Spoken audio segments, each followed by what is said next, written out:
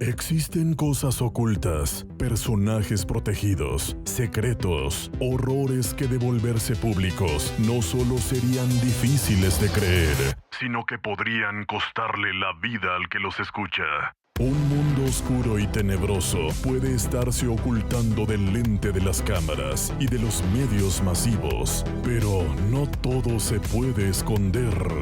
Existen filtraciones, fragmentos e índices de estos misterios que revelan lo que pasa detrás del telón y sobre todo lo que está por suceder. ¿Listo o no? Hoy se abre la puerta para que entres al mundo fascinante y peligroso de conspiraciones.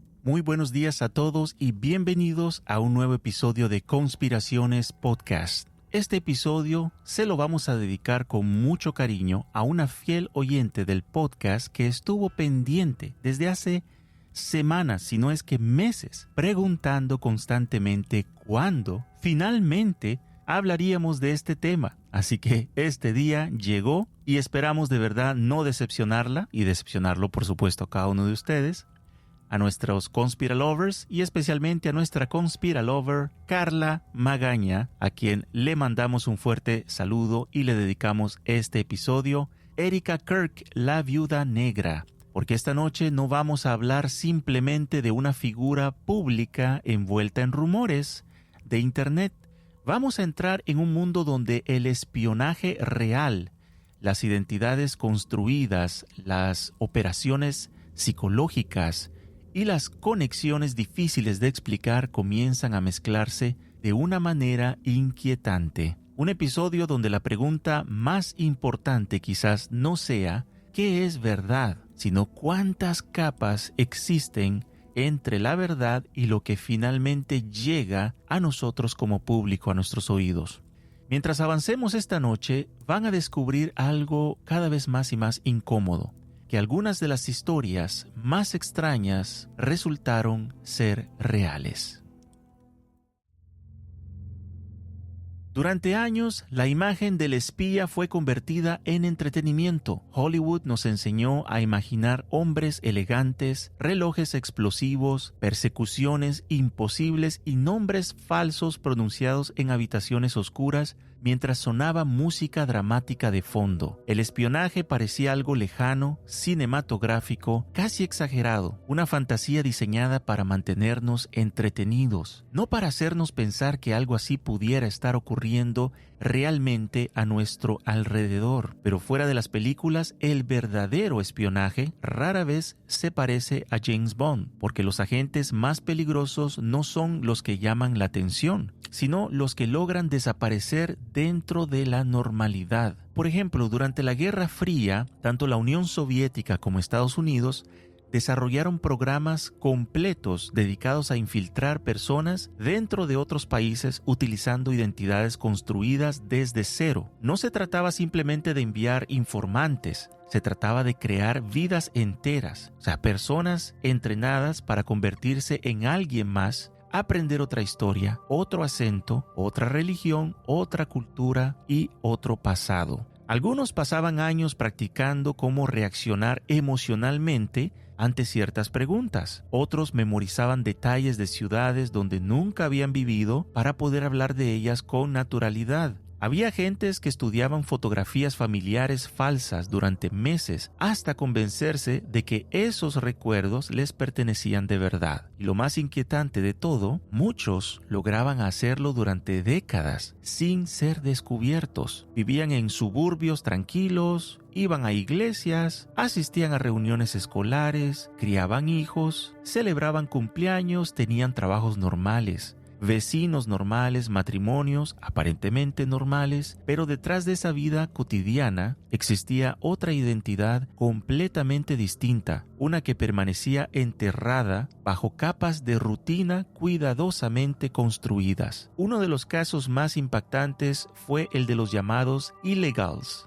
agentes soviéticos enviados a Occidente para mezclarse completamente con la población. No debían parecer espías, no debían actuar como espías, debían parecer ciudadanos comunes. Esa era precisamente la misión y funcionó. Algunos incluso terminaron formando familias reales, completas, mientras mantenían contacto secreto con inteligencia extranjera. Hijos enteros crecieron creyendo que sus padres eran personas corrientes, hasta descubrir años después que todavía su vida había sido parte de una operación clandestina. Y para los amantes de películas de Marvel, tal vez algunos de ustedes se acordarán, de hecho, al principio de la película de Black Widow se muestra cómo Natasha Romanoff y su hermana, no les voy a dar mucho detalle, ¿verdad? Para los que quieran ver la película, estas dos niñas crecen en una familia, en un hogar normal en Estados Unidos, y a un momento dado la misión se acaba para sus padres y de golpe es revelado que la misma existencia de estas niñas fue producto de una misión. Sus padres no son americanos, sus padres son rusos y creo que se van a Cuba y luego le quitan las niñas a los padres y los padres se separan de ella y las niñas se van a un campo de entrenamiento y bueno, el resto es historia ya de la película. Pero esa parte que parece ciencia ficción, en la vida real, no necesariamente ha pasado exactamente así, pero han habido casos y vamos a ver algunos de esos. Y de hecho, muchos de los niños, como en esta película de Black Widow, descubrieron la verdad o la verdadera identidad de sus padres solamente hasta que fueron arrestados o, como en el caso de esta película, cuando ya a los padres la misión se les acabó. Así que imaginen por un momento lo que significa enterarte de que la persona que te crió, las memorias que tienes de un hogar feliz, de que piensas que tu papá era un contador y se iba en las mañanas a una oficina, tu mamá, qué sé yo, se quedaba en casa contigo. Todo eso fue realmente un teatro que estaban jugando, un papel. Así que imagínate el shock, ¿no?, que han de tener los hijos de espías cuando se les acaba la misión o terminan siendo arrestados. Incluso que el apellido que llevas toda tu vida es falso, que la historia de tu familia que te habían contado también fue diseñada, que incluso todos esos recuerdos de los más normales de tu infancia, todo eso existe dentro de una operación de inteligencia. Y mientras más se estudian estos casos, más incómoda se vuelve una realidad. Los mejores infiltrados no eran necesariamente asesinos ni figuras violentas. A veces eran personas carismáticas, agradables, incluso admiradas públicamente. Personas entrenadas para generar confianza, para entrar lentamente en círculos de influencia, para observar sin levantar sospechas. Porque el espionaje moderno entendió algo fundamental desde hace ya mucho tiempo. La mejor cobertura no es esconderse, es ser exactamente lo que el mundo espera ver. Y quizás por eso, décadas después, cuando Internet comenzó a observar ciertos patrones extraños alrededor de ciertas figuras modernas, figuras públicas modernas, algunas personas han empezado a hacerse esta pregunta que nos vamos a hacer el día de hoy. ¿Qué pasa si este tipo de operaciones nunca desapareció? ¿Qué pasa si simplemente ha evolucionado a un nivel mucho más perfeccionado y casi desapercibido? Con el tiempo, el espionaje comenzó a transformarse en algo mucho más difícil de reconocer, porque los agentes más exitosos de la historia no eran los que usaban armas exóticas ni esperaban en persecuciones imposibles. Eran los que lograban mezclarse tan bien con la sociedad que nadie imaginaba quiénes eran realmente. Mientras millones de personas seguían viendo el espionaje como algo sacado del cine, varias de las infiltraciones más profundas del siglo XX ya estaban ocurriendo silenciosamente dentro de gobiernos, universidades, medios y familias aparentemente normales. Uno de los casos más impactantes fue el de Jack Barsky, nacido en Alemania Oriental y reclutado por la KGB soviética. Barsky recibió una misión extremadamente delicada: viajar a Estados Unidos y desaparecer completamente dentro de la vida americana. Para lograrlo, robó la identidad de un niño estadounidense muerto años antes. adoptó su nombre, construyó un nuevo pasado y comenzó a vivir como un ciudadano común. Trabajó, pagó impuestos, tuvo relaciones, amistades y una vida aparentemente normal, mientras enviaba información secretamente a Moscú. Durante años nadie sospechó absolutamente nada. Y lo más inquietante llegó después. Con el tiempo, el propio Barsky admitió que comenzó a sentirse más estadounidense que soviético, como si la identidad falsa hubiera terminado devorando a la real. Y décadas antes, otro hombre también había logrado algo todavía más peligroso. Richard Sorge vivía en Japón, era un periodista alemán, elegante, sociable, extremadamente carismático, se movía entre diplomáticos, militares y altos funcionarios mientras trabajaba secretamente para inteligencia soviética. Llegó a ganarse tanta confianza que incluso tenía acceso a círculos cercanos al gobierno nazi. Fue él quien advirtió a Moscú que Hitler preparaba la invasión contra la Unión Soviética.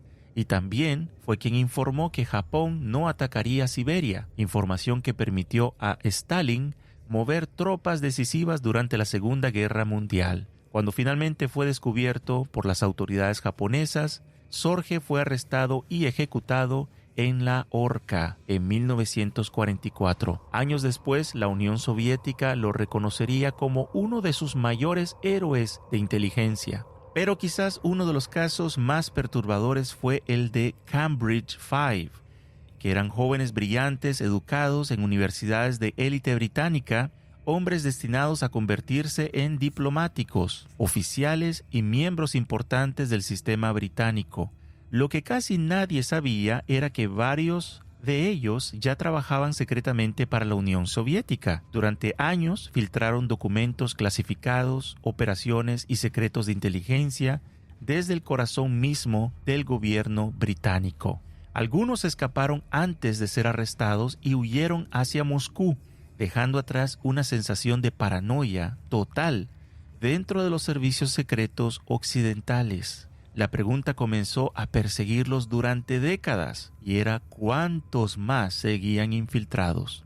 Luego apareció el caso de Aldrich Ames y ahí la situación se volvió todavía más oscura. Ames no era un infiltrado cualquiera, era un oficial de la propia CIA, un hombre encargado de proteger secretos estadounidenses mientras al mismo tiempo entregaba información a la Unión Soviética por dinero. Sus filtraciones terminaron exponiendo agentes encubiertos y varias operaciones clandestinas. Algunos de los espías identificados por Ames fueron posteriormente ejecutados y durante años siguió entrando normalmente a oficinas gubernamentales, mientras colegas y superiores jamás se imaginaron que el enemigo ya estaba sentado dentro del edificio. Quizás el caso más engañoso visualmente fue el de Anna Chapman. Era una joven atractiva, empresaria, socialmente activa en Nueva York, rodeada de fiestas, networking y ambientes corporativos. Parecía más una influencer que un agente de inteligencia, pero en el 2010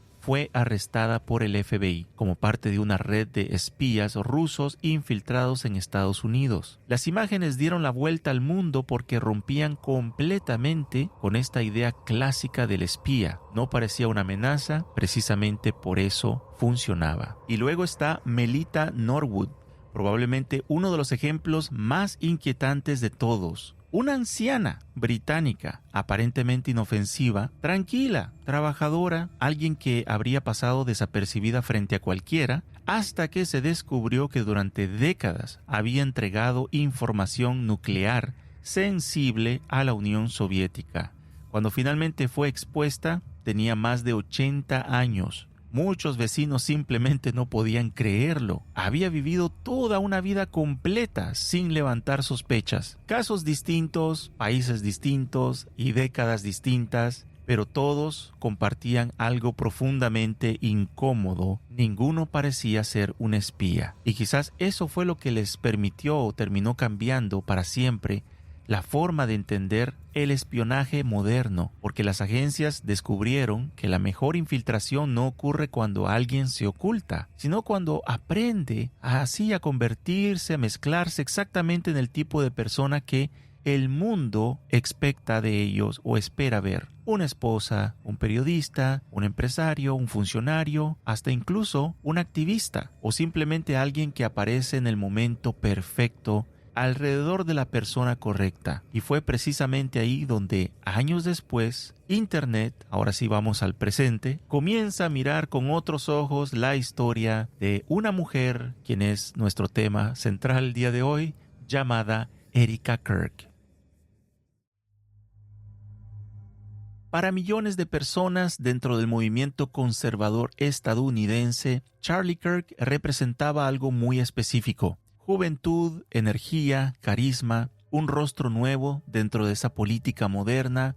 Y mientras otros políticos tradicionales parecían figuras distantes o calculadas, Charlie proyectaba cercanía, espontaneidad y una capacidad casi natural para conectar con jóvenes, en las universidades, incluso en las redes sociales. Su crecimiento fue extremadamente rápido. Conferencias, entrevistas, eventos masivos, influencia política, acceso a figuras importantes dentro del establishment republicano, y en pocos años pasó de ser un activista joven a convertirse en una de las figuras conservadoras más visibles de Estados Unidos. Y precisamente cuando su perfil comenzaba a crecer todavía más, apareció Erika. La historia pública, del encuentro siempre sonó simple, casi demasiado simple. Un encuentro casual, una conexión inesperada, dos personas coincidiendo en el momento correcto, una narrativa romántica perfectamente compatible con la imagen pública que ambos proyectaban hacia afuera. Pero con el tiempo, especialmente después de la muerte de Charlie, Internet comenzó a revisar esa historia con muchísimo más detalle. Y fue ahí donde empezaron las preguntas. Porque para algunos usuarios, esta velocidad con la que Erika pasó de ser prácticamente una desconocida a convertirse en una figura central dentro del entorno de Charlie resulta bastante extraño. No solo por la relación sentimental, sino por la manera en que comenzó a aparecer constantemente alrededor de espacios políticos,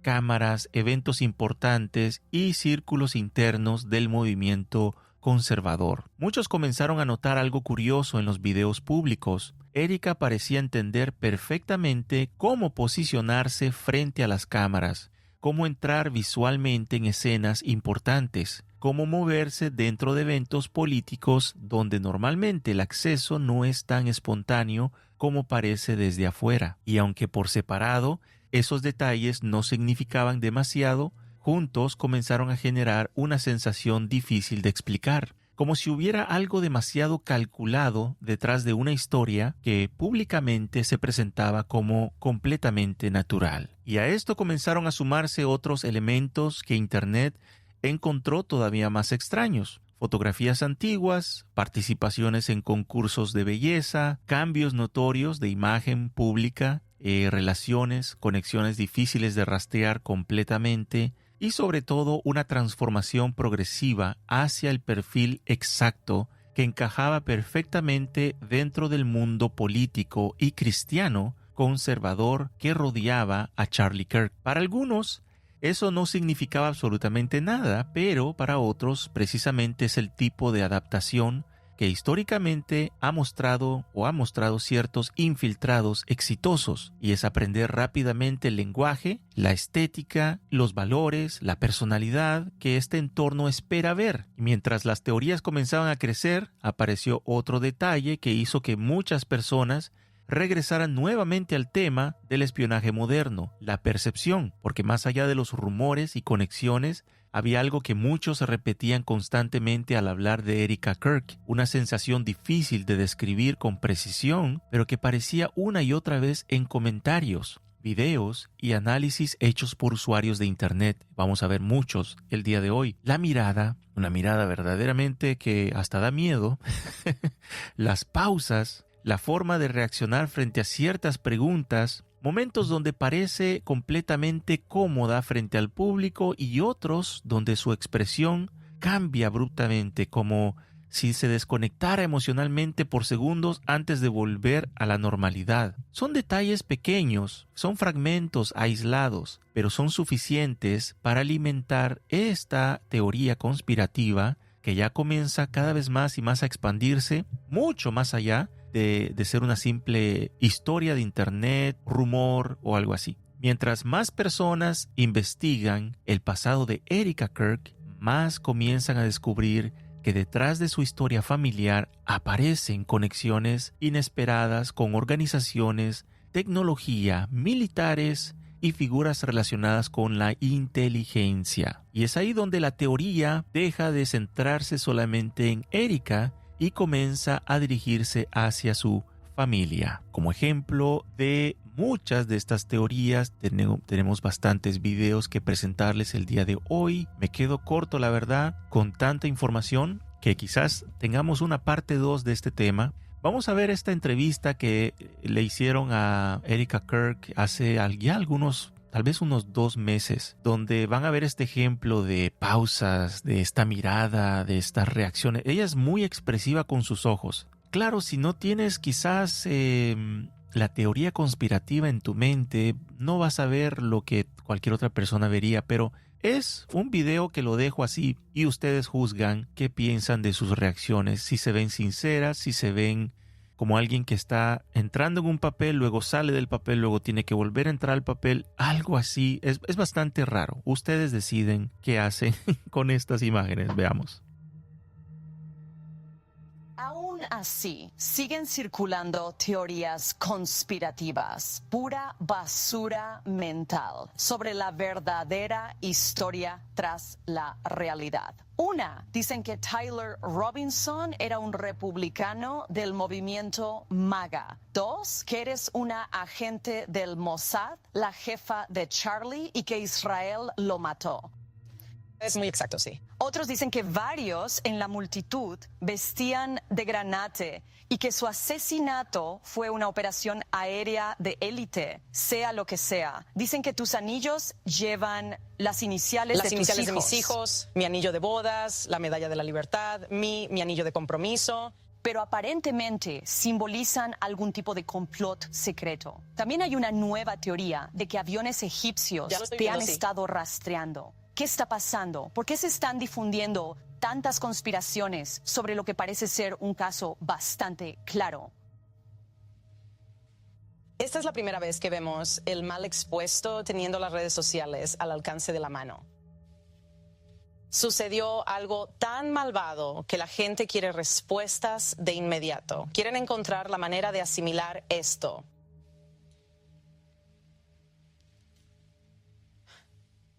Aviones egipcios.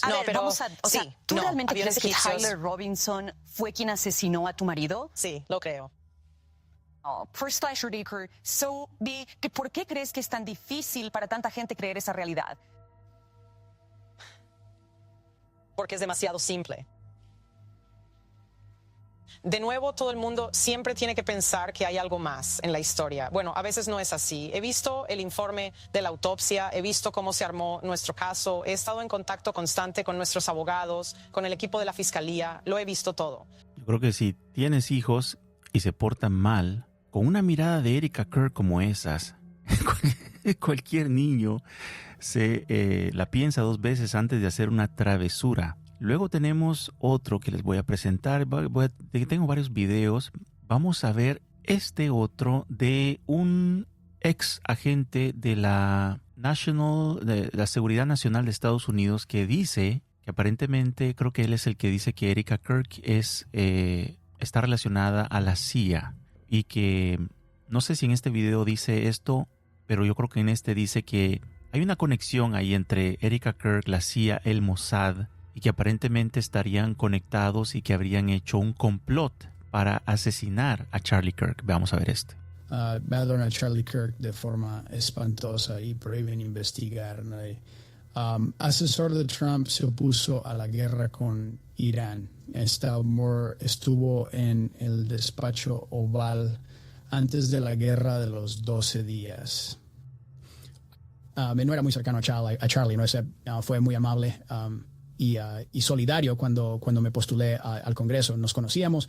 La última vez que vi a Charlie Kirk fue en junio, en la escalera del ala oeste. Lo saludé, me miró a los ojos y dijo muy fuerte, ¿has estado en el ala oeste? Sí, es pequeña. Es un espacio reducido. Y dijo, Joe, evita que entremos en guerra con Irán. Sí, muy fuerte. Estaba muy sentado. Y se fue y entró, creo, al despacho oval. Entonces, cuando uno de los asesores más cercanos del presidente Trump, que aboga abiertamente por que no vayamos a la guerra con Irán y porque reconsideremos al menos nuestra relación con los israelíes, y luego es asesinado repentinamente en público. Y no se nos permite hacer ninguna pregunta al respecto. Es un dato que tenemos que investigar. ¿A qué te refieres con que no pueden preguntar nada sobre eso? Nos aseguraron que Robinson es un pistolero solitario y es muy probable que así sea. Sin embargo, nos impidieron continuar con la investigación en la que participé junto al Centro Nacional de Contraterrorismo. El FBI dirá que lo detuvieron para entregarlo a las autoridades del estado de Utah. Todo este asunto se va a juicio. Es un tema extremadamente delicado. Pero todavía había mucho por investigar que yo no puedo entrar en detalles, pero todavía había vínculos que investigar que necesitábamos agotar. Y no estoy sacando ninguna conclusión. No estoy diciendo como, porque ya sabes, esto pasó aquello. No estoy diciendo eso para nada. Solo digo que hay preguntas sin respuesta. Sabemos por los mensajes de texto que se hicieron públicos que Charlie estaba bajo mucha presión de donantes pro-Israel. Y de nuevo, sabemos que Charlie abogó ante Trump contra esta guerra con Irán. Muy bien, vamos a seguir. Vamos a guardar estos otros videos conforme vayamos avanzando. Hasta ese momento, muchas de las teorías alrededor de Erika Kirk todavía podrían verse simplemente como especulación de Internet.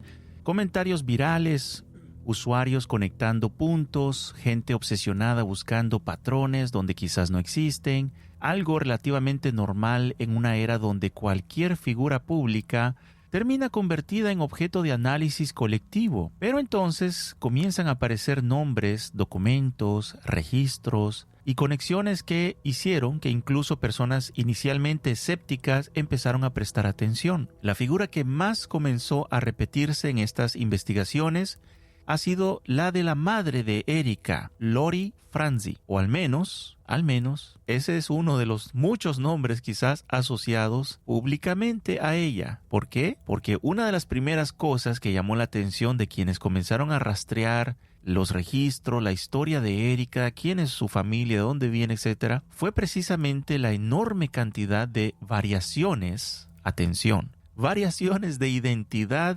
vinculadas al nombre de su madre. Empecemos por ahí.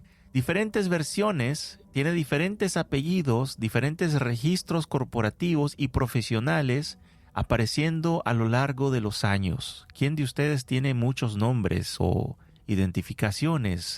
Esto no es normal. Para algunos eso podría tener, quizás, casualidad, alguna explicación completamente normal. Pero para otros, como nosotros, los conspiralovers, es exactamente este tipo de patrón que sabemos reconocer que históricamente levanta sospechas alrededor de personas relacionadas con estructuras de inteligencia o contratistas gubernamentales. Y fue ahí donde la situación comenzó a ponerse más todavía interesante. Usuarios de Internet empezaron a vincular el nombre de Lori Franzi con documentos filtrados años atrás relacionados con programas de vigilancia y seguridad nacional revelados tras las filtraciones de Edward Snowden. O sea que esta información no la sabríamos si no hubiera sido por Edward Snowden, quien desclasificó mucha información con respecto. Bueno, él trabajaba para la NSA y fue el hombre que le dicen el whistleblower, dicen en inglés el denunciante, el que destapó esto a nivel mundial, que mucha gente ya se lo imaginaba, pero fue ya oficial, y es de que el gobierno de Estados Unidos espía a su propia gente. El nombre comenzó a circular junto a referencias, el nombre de la madre de Erika Kirk, a referencias relacionadas con PRISM y la NSA y entornos tecnológicos vinculados a contratistas y estructuras de inteligencia. Y de inmediato, pues, las teorías han ido explotando y se han ido expandiendo.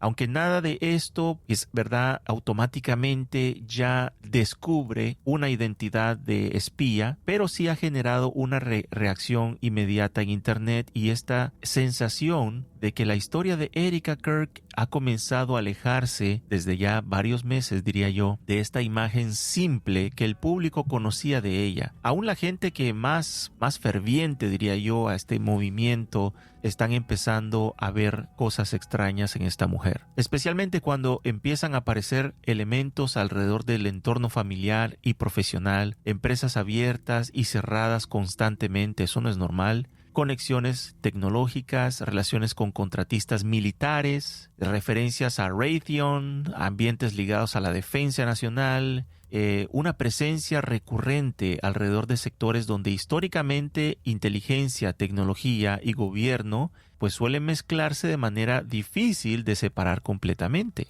Una de las cosas más extrañas del espionaje moderno es que rara vez opera únicamente desde agencias gubernamentales, visibles. No, muchas veces funciona alrededor de corporaciones privadas, compañías de tecnología, consultorías, contratistas de defensa, organizaciones híbridas, donde la línea entre el sector privado y la inteligencia nacional se vuelve casi invisible. Ahí están la gente relacionada con espionaje, la CIA, etc. Mientras más personas investigan el pasado de familiar de Erika Kirk, más empieza a sentirse que hay demasiadas piezas que parecen conectarse muy pero muy bien alrededor de este mismo entorno. Quizás lo más inquietante no es la existencia de estas conexiones, sino la posibilidad de que sean generacionales, porque históricamente varias operaciones de inteligencia alrededor del mundo han utilizado estructuras familiares completas. Por ejemplo, hijos que han sido criados dentro de determinados ambientes, familias de la CIA, espías, etc., personas educadas desde jóvenes alrededor de ciertos círculos políticos, militares o estratégicos, individuos preparados no necesariamente para actuar como espías tradicionales, sino que son preparados para moverse cómodamente dentro de espacios de influencia sin levantar sospechas. O sea, en pocas palabras, la madre de Erika Kirk, supongamos, ¿verdad?, que es una mujer entrenada desde muy temprana edad en servicios de inteligencia, tiene un esposo que probablemente también lo es, tienen hijos y entre esos hijos está Erika Kirk, pues Erika Kirk se convierte en parte de la misión, por decir así, o del trabajo, ¿verdad? Porque ya inventaste toda una familia, pues no puedes dejar que, o no puedes salir e inventarle una nueva, una vida diferente a tu hija. O sea, ella nace en este entorno, nace en misiones, en operaciones de inteligencia y se une, se hace parte a esto. Y vamos a ver más adelante, porque Candace Owens ha hecho de hecho un excelente trabajo, tiene varios episodios, una serie de casi 8 episodios si no me equivoco, y habla de que Erika Kirk podría haber sido, como muchas personas, incluso en la farándula, en el espectáculo se da, de que hay personas que son entrenadas desde muy temprana edad, pasan por esta operación llamada MK Ultra, donde a la fuerza, a través de cosas muy fuertes, traumas, dependiendo para qué te necesitan, te hacen pasar por ciertos traumas, permiten hacer un split de personalidad, permiten fragmentar tu personalidad, pueden sacar diferentes personas de ti, pueden hacerte olvidar ciertas cosas, pueden hacerte enfocarte en otras. Hay muchas cosas que pueden hacer. Es una operación psicológica que ha sido muy rodada, se puede decir muy ensayada desde hace muchos años. Desde la Segunda Guerra Mundial ya los nazis lo hacían y lo trajeron. Estados Unidos lo trajo a Estados Unidos por medio de esta operación Paperclip, donde trajeron ciencia, trajeron incluso los resultados de las torturas que le hacían a muchas personas. Todo eso se benefició el gobierno de Estados Unidos, la inteligencia militar de Estados Unidos, de los mismos secretos y recursos de los nazis. Así que, y eso no es una teoría conspirativa, es real. De hecho, tenemos un episodio, si lo quieres escuchar, que grabamos ya creo que hace un poco más de un año, intitulado Operación Paperclip. Ahí está, y han hecho libros al respecto y ahí pues cuenta, ¿verdad?, cómo Estados Unidos apadrinó militares también, pero ex científicos nazis para su beneficio personal. Y fue justamente aquí donde empieza a crecer una de las teorías más oscuras alrededor de Erika Kirk. La idea de que quizás ella nunca entró a ese mundo, sino que habría crecido dentro de este mundo desde el principio, este mundo de espionaje, de inteligencia. A partir de este momento, Internet deja de mirar solamente a Erika como una figura pública. Comienza a mirar su historia completa como si fuera una red donde aparecen tecnología, inteligencia, contratistas militares, vigilancia, organizaciones políticas y una serie de conexiones que parecen expandirse cada vez más lejos. Pero entre todas esas conexiones hubo una que llamó particularmente la atención de quienes siguieron investigando, y vamos a hablar de eso a continuación, y es Rumania. Fue en este punto donde la historia comenzó a desviarse completamente de lo que la mayoría esperaba encontrar. Porque mientras Internet seguía investigando conexiones familiares, nombres y registros relacionados con Erika Kirk, varias personas comenzaron a descubrir otra pieza mucho más extraña dentro de su pasado, y es este país, Rumania. No se trataba simplemente de un viaje, ni de turismo, ni de una fotografía aislada en otro país. Lo que apareció fue algo mucho más profundo. A principios de la década del 2010, Erika estuvo vinculada a un proyecto conocido como Romanian Angels, una organización presentada públicamente como iniciativa humanitaria enfocada en ayudar niños vulnerables y colaborar con comunidades necesitadas en Rumania. Sobre el papel, todo parecía positivo, inspirador incluso. Jóvenes ayudando, activismo internacional, trabajo comunitario, una narrativa completamente compatible con la imagen pública que más adelante construiría alrededor suyo. Pero mientras algunas personas comenzaron a revisar con más detalle quiénes aparecían alrededor de este proyecto, la historia tomó otro tono, porque entre los nombres vinculados al entorno de Romanian Angels comenzaron a aparecer militares estadounidenses de alto rango. Imagínate, ¿qué tienen que hacer ahí? Figuras relacionadas con operaciones internacionales y personas posteriormente rodeadas de acusaciones extremadamente delicadas. ¿Saben a qué me refiero? Pues a abusos de personitas de una cierta edad. Uno de los nombres que más comenzó a circular fue el del coronel Otto Buscher, un militar estadounidense con quien Erika aparecía vinculada públicamente dentro del proyecto. Años después, el nombre de Buscher terminó apareciendo relacionado con investigaciones y acusaciones vinculadas al tráfico de personitas de una cierta edad. Y aunque eso no implicaba automáticamente que todos los que estaban, ¿verdad?, involucrados en esta misión en Rumania estaban haciendo esto, ¿verdad?, no necesariamente todos, sí ha provocado que Internet comenzara a mirar retrospectivamente esas conexiones de manera completamente distintas. Y especialmente porque no era el único nombre. También comenzó a mencionarse a un tal general Hugo Salazar, otra figura militar ligada al entorno del proyecto y previamente relacionada con operaciones antidrogas y estructuras fronterizas sensibles dentro de Estados Unidos. Y fue ahí donde algunas personas comenzaron a formular una teoría todavía más inquietante. La idea de que ciertas organizaciones humanitarias internacionales podrían funcionar en algunos casos como cobertura perfecta para operaciones mucho más oscuras detrás de cámaras. Porque históricamente pocas fachadas ofrecen tanto acceso como el trabajo humanitario. El trabajo humanitario te permite viajar, creas contactos, mueves recursos mucho más fácilmente, entras en zonas sensibles donde no te dejarían entrar, al menos que seas alguien de ayuda humanitaria, te permite construir redes, generar confianza instantánea, etc. Y sobre todo, te permite operar bajo una imagen pública prácticamente imposible de cuestionar. O sea, ¿quién cuestiona a una persona que se identifica? ¿Tú qué haces? Pues yo soy una persona que trabaja en ayuda humanitaria. ¡Oh, qué bueno! Inmediatamente ya tienes, como quien dice, el blindaje, la cobertura perfecta y nadie sabe si eres una persona que está haciendo tráfico de personitas, pasando droga, etc. Mientras más se investigaba el entorno de las Romanian Angels, más personas empezaban a sentir que la historia alrededor de Erika Kirk parecía conectarse constantemente con espacios donde pues hay política, militares, inteligencia y organizaciones internacionales que comenzaban a cruzarse demasiado cerca unas de otras.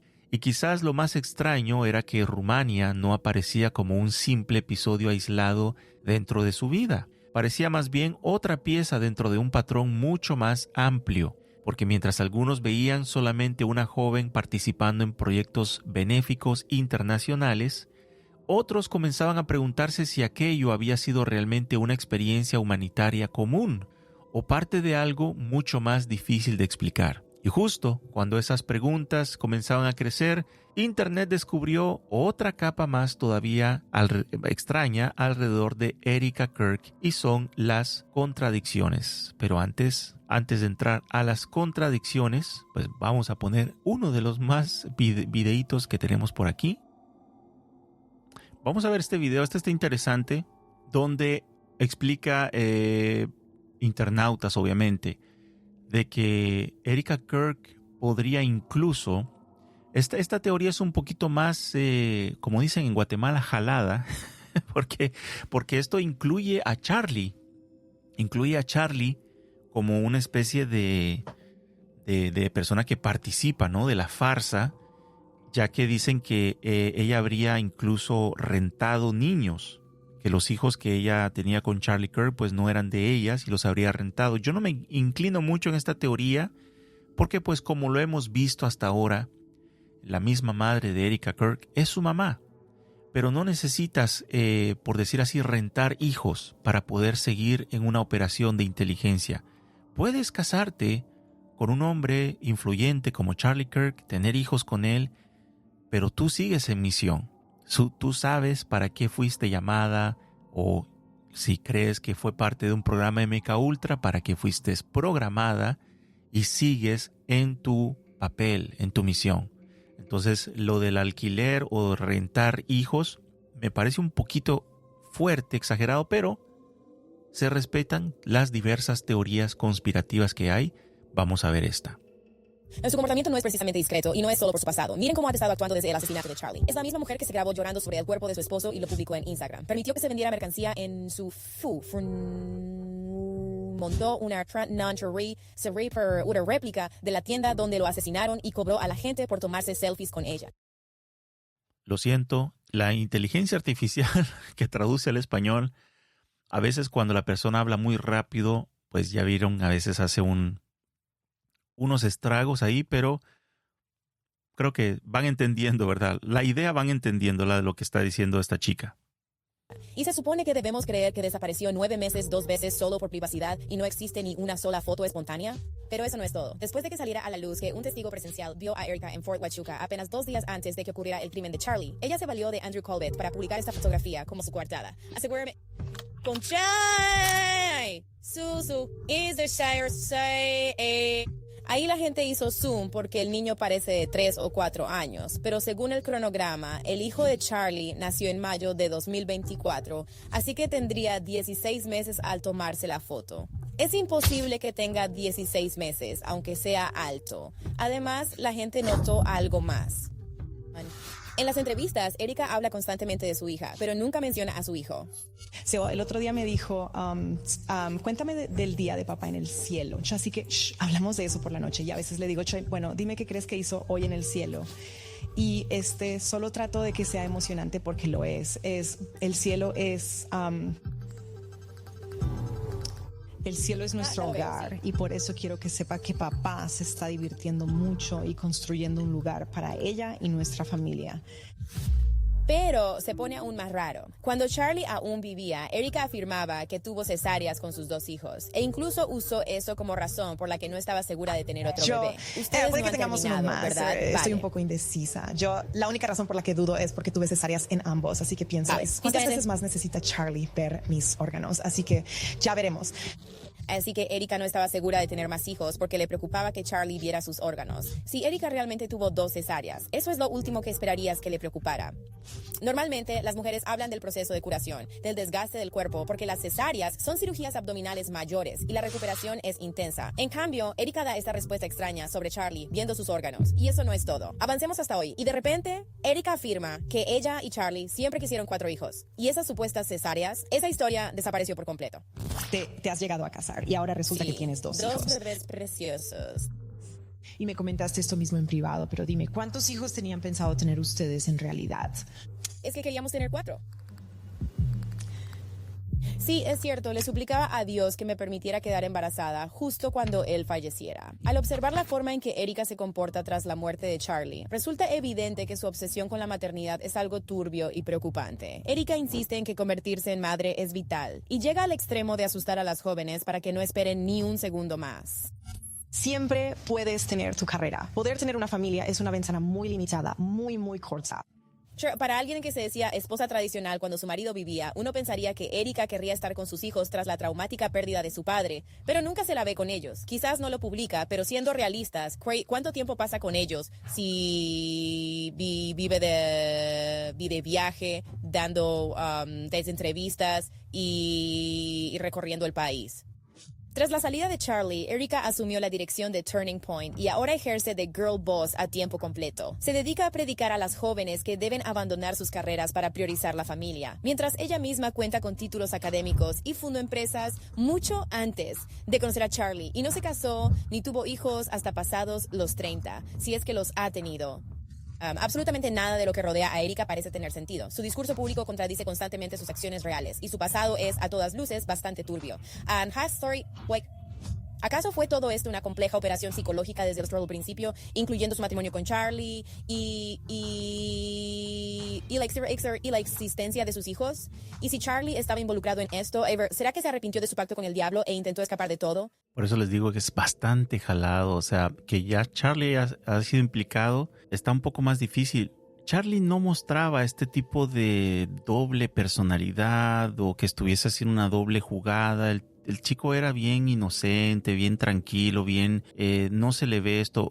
Podrás o no estar de acuerdo, no estoy hablando de su forma de pensar o de sus creencias, lo que sea. Me refiero a la personalidad, a alguien que pues habla y habla tal cual, no le ves una especie de... Yo he conocido gente que hablan y yo digo, pero ¿este está actuando o así es él? O ella, ¿verdad? Pero él no, él tenía esta cuestión. Erika Kirk sí, se le nota un lenguaje incluso para las personas que son cristianas. Verán que ella adoptó un lenguaje de pronto que no tenía antes, porque aparecía a veces con Charlie Kirk en su show, raras veces, pero aparecía y platicaba y sí, saludaban a la audiencia, así como Jenny y yo nos ponemos así a platicar. Y era ella, normal, no estaba como que muy mencionando a Dios en todo, y ahora sí está como que tratando de tener esta especie de imagen de la mujer cristiana que los cristianos, cree ella, esperan ver. Y brinda esta especie de, bueno, los que conocen, ¿verdad? Esta especie de imagen a la Joyce Meyer, que es una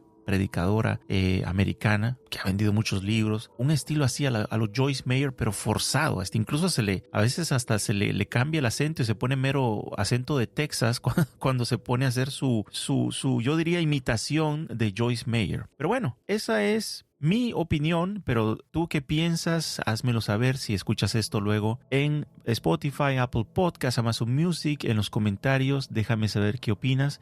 Vamos a ver unos cuantos videos más antes de pasar al próximo bloque, penúltimo bloque acerca de las contradicciones, y ya vamos casi terminando. Así que vamos a ver este otro, donde también se habla acerca de... No, vamos a ver este es el de la teoría de Mikey, que le llaman uno de los colaboradores de Charlie Kirk, que dicen que tuvo algo que ver en el asesinato. Eso lo vamos a dejar para el final. Vamos a ver este creo que habla de también inconsistencias con la narrativa de Erika Kirk. Vamos a ver este.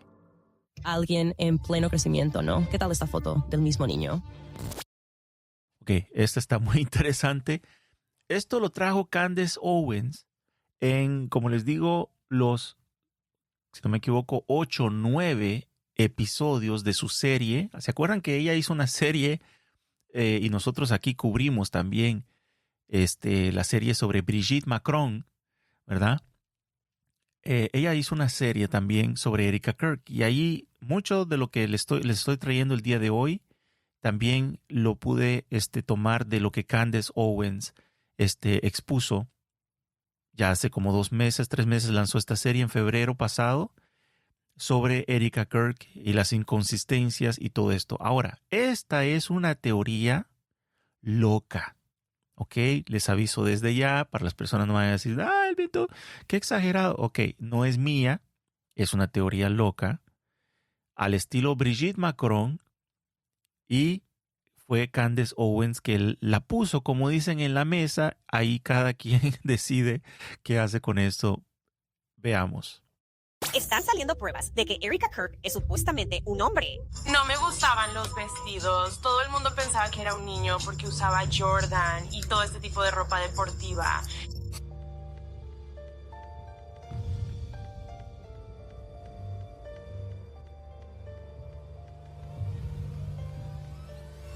¿Nació Erika Kirk realmente hombre o fue programada por MK Ultra para tener múltiples identidades? Esas son solo algunas de las explosivas preguntas que Candace Owens plantea en su última serie de investigación, La novia de Charlie, que profundiza en la infancia de Erika, sus antecedentes y los extraños patrones que siguen apareciendo en su vida. Muchos descartaron que Erika naciera hombre, Saoirse Erzéiz, tras la serie de Candace sobre Brigitte Macron, donde la acusaron de obsesión con el género. Pero esto es distinto, es más profundo que un simple cambio de identidad.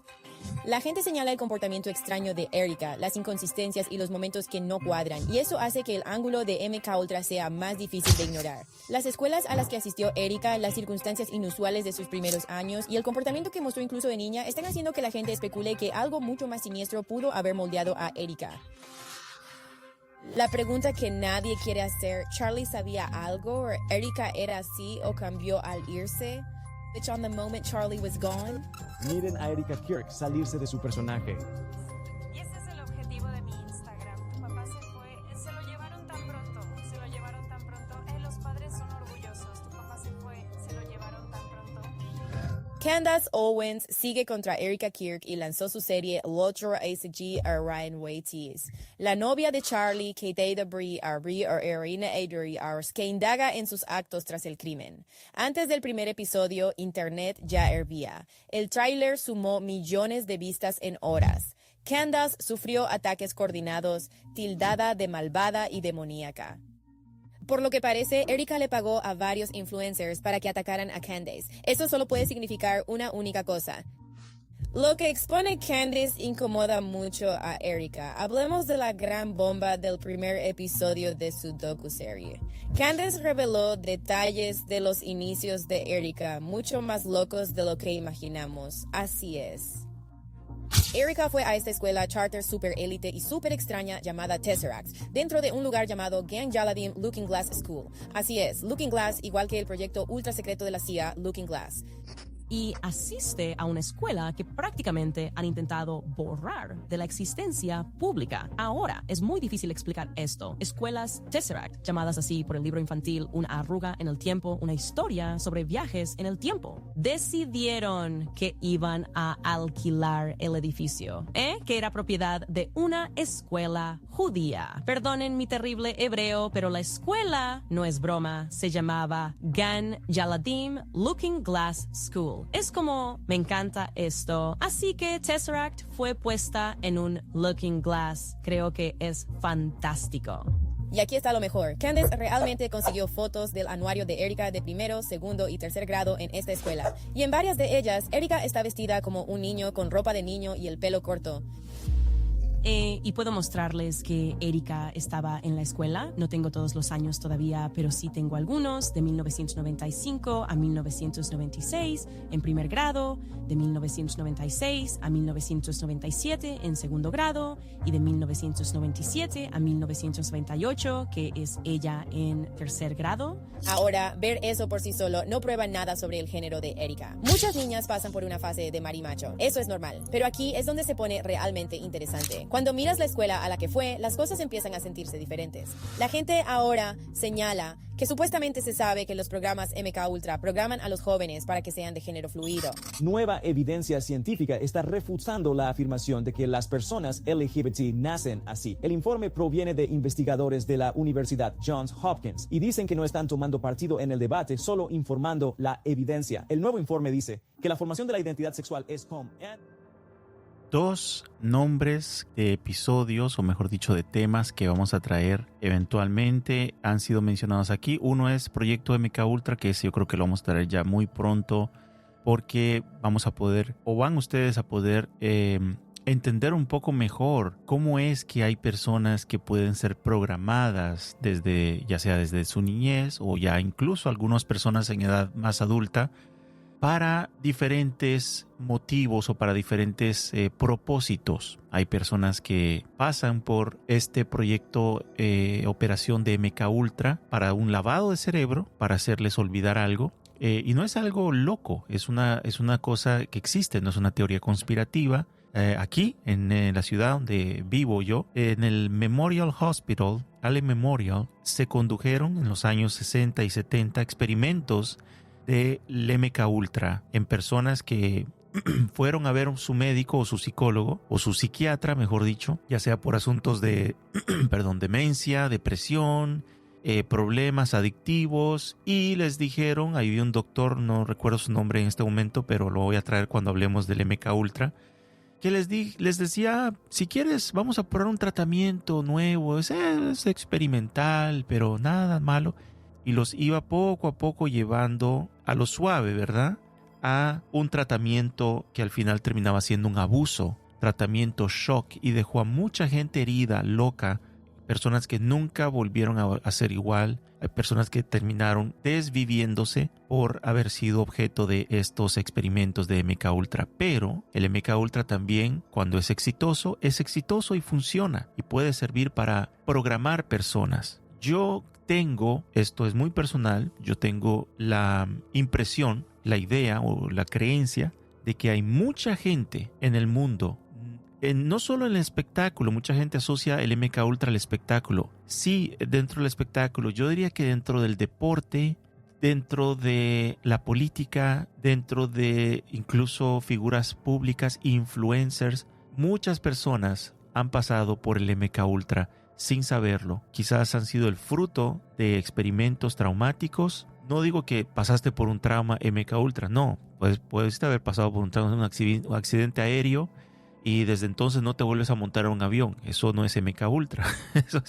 Eso es una lamentable desgracia, ¿verdad?, que ha ocurrido, pero no fuiste parte de un ejercicio, un experimento de MKUltra. Pero tiene que ver con eso. El MKUltra es inducir los traumas. En vez de que los viviste de forma natural, te pasó mala suerte, te ocurrió algo. Hay personas que inducen momentos traumáticos controlados, ¿verdad?, para que el sujeto no se muera tampoco, para poderlos programar de una cierta forma, hacerlos de una manera. Es un tratamiento shock y puede hacer que una persona con una personalidad tímida lo hagas por tratamiento shock, convertirse en una persona que es extremadamente extrovertida, carismática. Puedes hacer muchas cosas por medio de operaciones psicológicas como el MKUltra. Y vamos a hablar de eso. Y otro tema que hablaremos eventualmente también es del proyecto Looking Glass.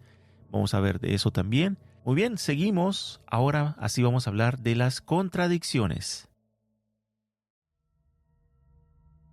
Hasta este momento, la historia alrededor de Erika Kirk todavía podría dividirse en dos bandos bastante claros. Por un lado, estaban quienes pensaban que todo esto no era más que paranoia de Internet, usuarios obsesionados, ¿verdad?, conectando coincidencias normales hasta convertirlas en una narrativa conspirativa gigantesca. Pero del otro lado comienza a crecer otro grupo, personas que no necesariamente afirman que Erika es una agente infiltrada, pero que sí sienten que hay demasiados elementos dentro de su historia personal que no terminan de encajar de manera natural. Y es ahí donde comienzan las contradicciones. No una gran contradicción definitiva, sino muchas pequeñas detalles que aparentemente son menores, pero cuando se observan juntos comienzan a generar una sensación extraña. Una de las cosas que más me llamó la atención es la manera en que ciertas historias sobre relaciones y conexiones personales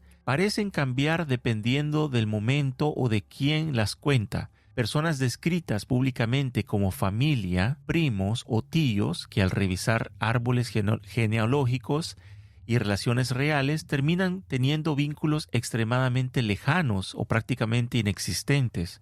Y mientras más usuarios intentan entender estas conexiones, más confusas parecen volverse. Uno de los casos que más alimentó las teorías fue la relación de Erika con la familia Rothstein, no Rothschild, Rothstein.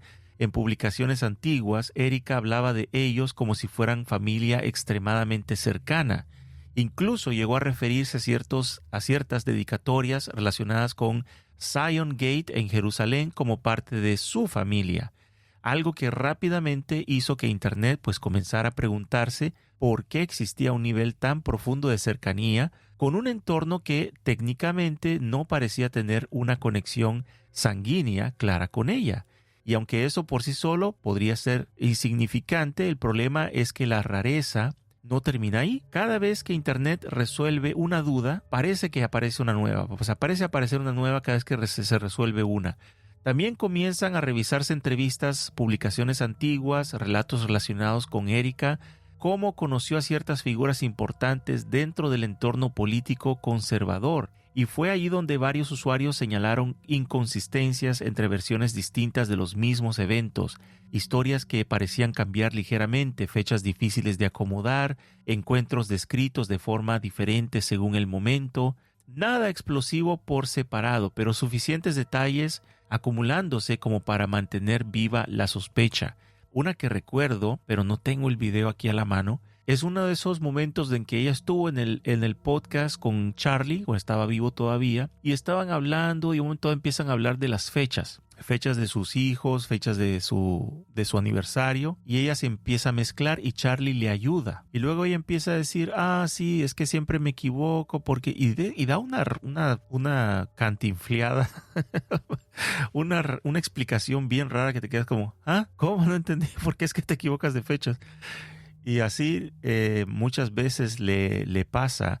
El que nunca cambia su versión, por ejemplo, es Charlie Kirk, de cómo la conoció, o mejor dicho, cómo se enamoró de ella. Charlie Kirk en diferentes ocasiones cuenta siempre, y eso ya, ahora que cuando tomamos con distancia, ¿verdad?, la situación, entendemos qué raro, ¿no? Ya de por sí sabemos que ella estaba en muchos eventos de Turning Point, y siempre se las arreglaba, como mencionamos anteriormente, para estar en las primeras filas y ser visible y hacer estos lazos con las personas claves del entorno de Charlie y todo esto. Y resulta que ella en una de esas decide aplicar para trabajar con Turning Point USA y le toca. Esa parte Charlie Kirk nunca la ha explicado. Solo cuenta cómo fue que conoció o se enamoró, mejor dicho, de Erika Kirk y se hicieron novios. Y es de que ella tenía una entrevista de trabajo y la tuvo con él directamente. Eso es raro, porque normalmente esta organización, Turning Point, tiene muchos miembros administrativos, y hay gente de recursos humanos, hay gente de relaciones públicas, hay gente de redes sociales, hay personas trabajando en muchas áreas. Entonces, ¿quieres trabajar para Turning Point USA? No vas a tener una entrevista con el mero jefe, vas a tener una entrevista con recursos humanos. Pero Erika Kirk, su entrevista fue con Charlie. Bueno, Erika France, todavía no era Kirk en ese momento, tiene una entrevista directamente con Charlie y va a la entrevista y no fue en una oficina, fue en un restaurante. Y entonces Charlie le dice a ella estaba ya frente a él en el restaurante con su CV y Charlie le dice, no vamos a hablar, le dijo, de tu trabajo. Y le dijo, yo lo que prefiero es salir contigo. Así, derecha la flecha, como dice un dicho, El Charlie le dijo, yo no me interesa darte el trabajo, yo lo que quiero es salir contigo. Y a partir de ese momento pues eso fue ya la primera cita, que era una entrevista de trabajo, se convirtió en la primera cita, cenaron juntos y así fue progresivamente la relación dándose. Entonces Erika Kirk, su primera entrevista o conexión, bueno, conexión no, porque aparentemente ya lo había saludado en eventos y todo esto, pues su primera, por decir así, formal, ¿no? Presentación ya formal y ya de entrevista termina siendo pues el noviazgo. Una cosa muy, sí, bien bonita, romántica, ok, pero si lo vemos de una cierta distancia, es lo que yo me refiero, está como raro, está como cuando alguien se mete y se mete y se mete hasta un momento dado, pues tal vez en el momento no te das cuenta, pero ya después te das cuenta y dices, como que esta persona se metió, quería algo y se metió. Y ya saben, esto pasa hasta en las mejores familias, esto pasa en empresas, gente que quieren algo, ¿verdad? Como dice una canción, mami, ¿qué será lo que quiere el negro? Hay gente que se le mete al jefe o a la jefa hasta que consiguen lo que quieren. No sé si en México le dicen trepador, algo así. Pero hay una palabra para personas así. Algo así hizo Erika Kirk hasta que llegó a ser más que una empleada de Turning Point USA, pues se convirtió en la esposa y ahora pues la presidenta. En un podcast también, PBD Podcast, también hablaron y cuestionaron esto de que por qué ella no tiene el perfil, no tiene la capacidad, no tiene el carisma que tenía Charlie, solo por ser la esposa. Esto también es muy cuestionado, por qué ella toma las riendas y por qué, habiendo una junta o un grupo de personas mucho más preparadas, todo el mundo decide, supuestamente, así fue como pasó, todo el mundo decide votar a favor de que ella sea la que lleve la batuta de la organización Turning Point USA. Una cosa muy extraña, y es un secretismo, dicen, dentro de esta organización, ya las esferas altas de la organización como tal, es un secretismo. Nadie sabe realmente por qué Erika asumió el puesto, siendo ella, por eso le llamamos la viuda negra, la viuda que está dolida, que a momentos así, madres, ustedes dirán, si eres una madre y tu esposo, tu marido, pues pierde la vida, Dios no quiera, ¿verdad? ¿Cómo reaccionarías tú si hay una empresa que sacara adelante o alguna organización? Una cosa es que no hay nadie más que tome la batuta. Otra cosa es que tú digas, ¿sabes qué? Hago al lado mi dolor porque primero el negocio. Primero, eso está muy difícil de creer, especialmente siendo una organización bien estructurada, con un comité administrativo, accionistas, personas que con muchas calificaciones empresariales y de gestión, viene esta junta y vota que sea ella. Y ella es muy raro, es muy raro. Entonces, estas son una entre tantas contradicciones más. Entonces, siguiendo con lo que decíamos, quizás lo más inquietante era que muchas personas comenzaron a describir esta sensación muy específica al observar videos públicos de Erika, la impresión de que constantemente parece estar interpretando un personaje cuidadosamente construido, no necesariamente fingido, sino actuando dentro de una imagen extremadamente controlada, como si cada aparición pública estuviera calculada, porque cabe mencionar, Erika Kirk, de pasar a ser una sombra, nadie sabía de ella. Yo personalmente nunca había visto quién era Erika Kirk. Charlie hablaba de ella, iba a podcast y contaba cosas, anécdotas de sus hijos y de su esposa, pero nadie, bueno, yo no le había visto el rostro a Erika Kirk. Y de pronto se convierte en una figura, una imagen extremadamente puesta en escena. O sea, a la vez en todo momento. De hecho, cuando Trump estuvo hablando en la, ¿cómo le llaman? Una reunión que le hace le habla a la nación y se reúnen los demócratas y los republicanos. El Estado de la Unión creo que se llama. Estaba ella ahí presente. Van a la, ¿cómo se llama? El día que hubo el tercer atentado, entre comillas, porque también eso está muy cuestionable lo que pasó ese día. Ella también estaba ahí presente. Cada vez que hay un evento de Washington, cada vez, y hasta un cierto punto uno diría, pues es que ella es la figura de Turning Point USA, pero aquí viene el asunto. Ni Charlie Kirk estaba ante las cámaras, especialmente los medios, tanto como ella. Charlie Kirk lo veía más que todo en redes sociales porque estaba en las universidades, en debates, en podcasts, pero no en medios de comunicación. En esto casi farandulero. Así se le ve este aura que rodea a Erika en este momento.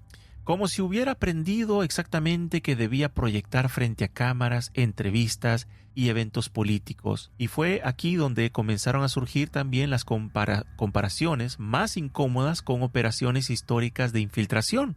Porque varios de los espías, como vimos anteriormente, los más exitosos del siglo XX, no fueron descubiertos por un solo gran error. Fueron descubiertos por pequeñas inconsistencias que se fueron acumulando durante años. Un acento extraño, una historia mal contada, una reacción fuera de lugar, una conexión que no terminaba de cuadrar, fragmentos pequeños que aislados parecían insignificantes, pero juntos comenzaron a formar algo más grande.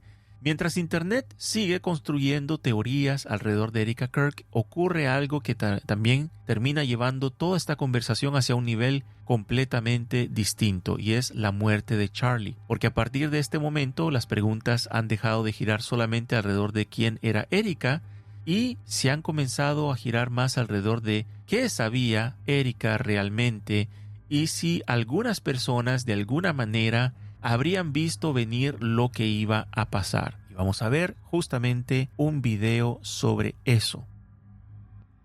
Este es un influencer, un tiktokero que retomó, porque esto no es de él, sino que es de muchas personas que lo notaron. Al principio, después del asesinato de Charlie Kirk, había muy pocos videos, imágenes, y poco a poco se han ido filtrando más. De hecho, hace unas semanas salieron nuevas imágenes, nuevos ángulos que no se habían visto anteriormente y que revelan nuevamente nuevas teorías. Y está este video de, no recuerdo el apellido de él, pero le dice Mikey, que es uno de los cercanos colaboradores, casi una mano derecha de Charlie Kirk, que estaba de hecho a su izquierda, detrás de él a su izquierda. Y en un momento hay una especie de reacción muy extraña que, por lo menos, yo no sé ustedes qué pensarán, pero yo no tendría este tipo de reacción si escucho primeramente un disparo, veo que una persona cercana a mí,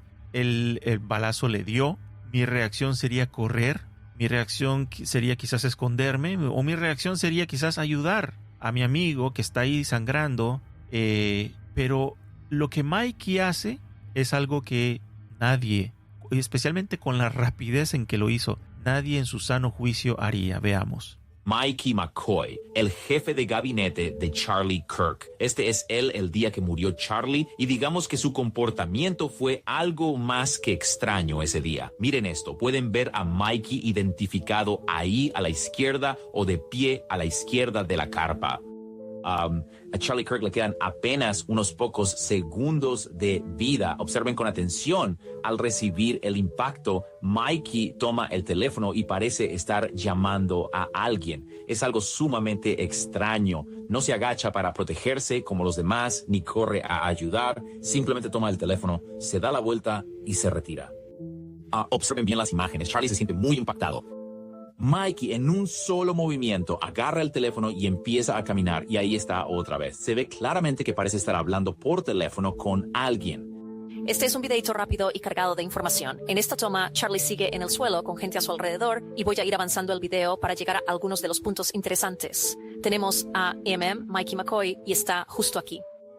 Aquí está otro ángulo. Pueden ver a Charlie abajo siendo llevado al SUV, y Mikey está a lo lejos. Parece que sigue hablando por teléfono, alejándose tranquilamente de la escena del crimen. ¿Es eso normal? Y quizás la pregunta más importante que me hago, y probablemente ustedes se pregunten lo mismo, es ¿a quién estaba llamando?